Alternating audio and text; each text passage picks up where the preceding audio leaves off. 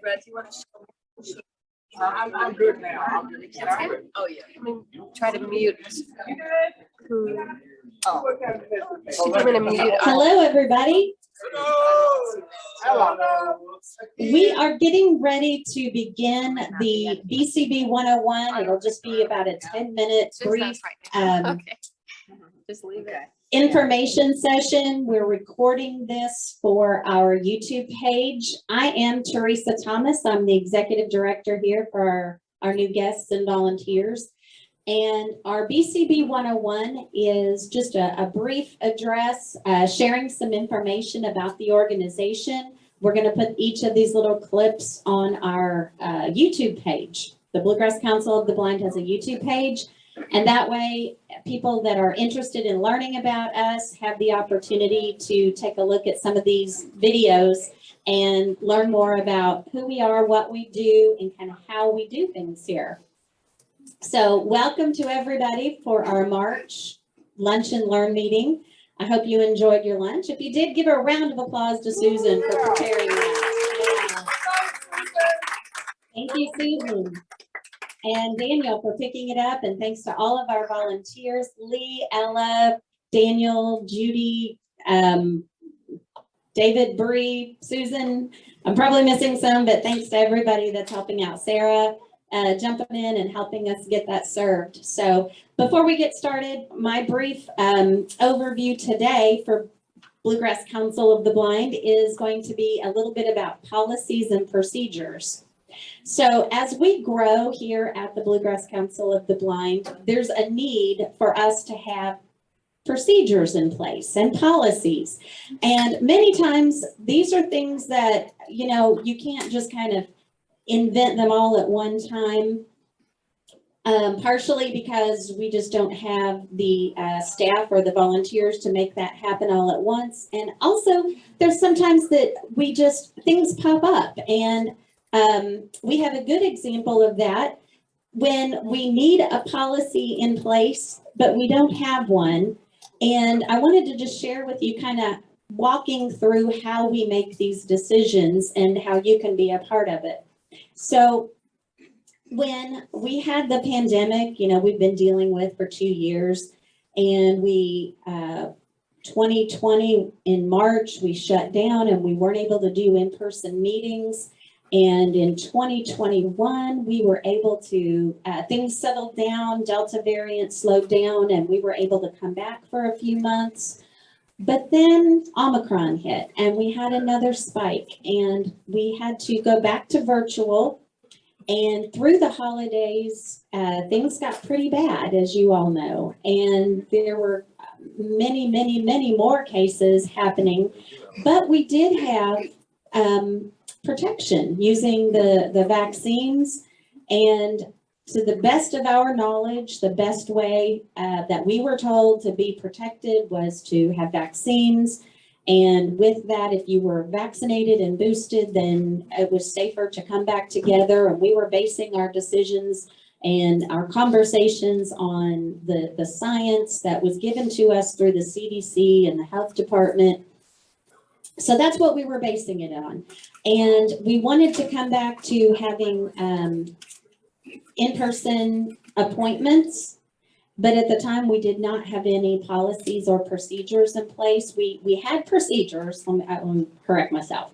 We did have procedures, and that's where we were, when we did do in-person, we were asking people to wear masks and to take their temperature on their way in, to answer a few questions, which was basically what we were told was best practice to remain safe and keep my staff safe and our volunteers safe and our people visiting, our guests safe. So that being said, when we decided to come back and start some in-person trainings and things like that, our staff got on our staff meeting, which we do weekly, and we had a discussion.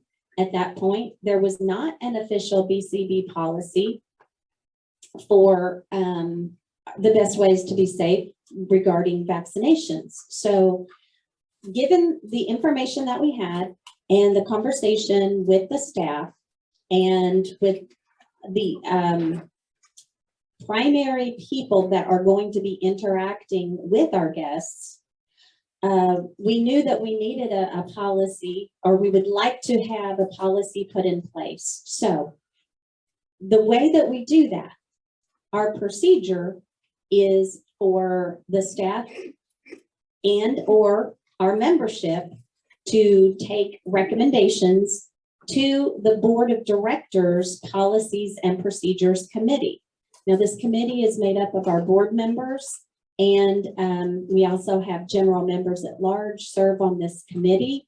The chairperson of that committee is Arthur Abshire, who is an attorney. He is also a visually impaired person and has been on the board for a year and a half.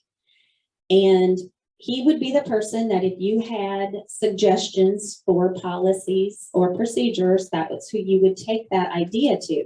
Now, you are welcome to bring those ideas to the staff as well. If you take it to the staff and you feel like it's not making it any further and you think it needs to, then you are welcome to go to the chairperson, Arthur Abshire. But you are welcome to bring them to us on the staff as well. So the staff had a meeting and a discussion based on the information that we had, and based on our conversation, for us to begin in-person meetings, we found it in the best interest of everyone to, at that time, require vaccinations, as well as still doing the masking and the distance, social distancing. And that's what we put into place based on the information we had at the time. So then we took that information and that request to the Policies and Procedures Committee. So for a short time, we had a temporary policy in place, and the board has given us permission to, as a staff, to make those decisions as needed, but we do go to the board to get that in writing, worded appropriately through our attorney to make sure that everything is legal and appropriate, and all parties are represented in the conversation. So, and that takes some time to get that scheduled, get a committee meeting, get the conversation going, get it written up.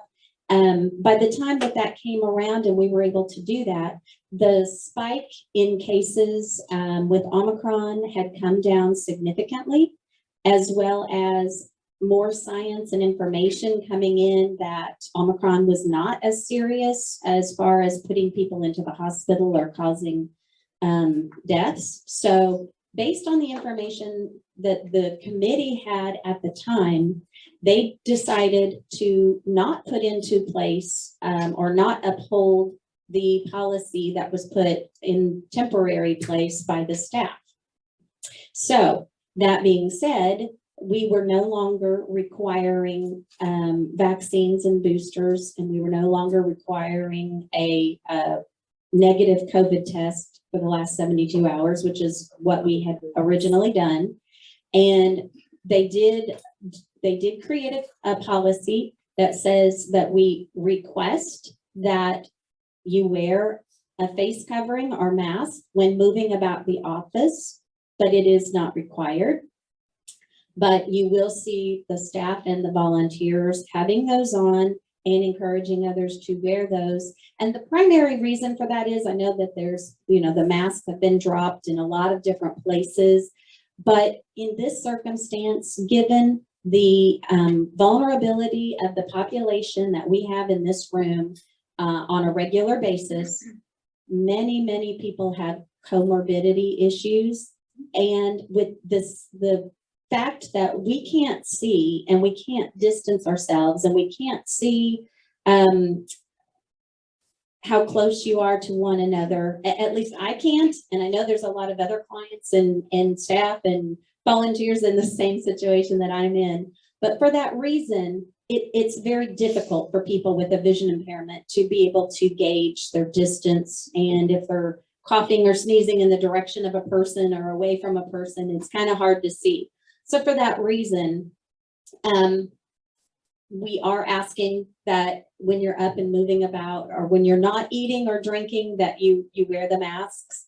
And I do know that it does hinder And I know that we have people that have hearing impairments as well as vision impairments. And when you put this mask on, you become much more muffled and it's hard to understand. And so in certain circumstances, you will see us lowering the mask if we're speaking with someone and they're having difficulty understanding us because of the muffled.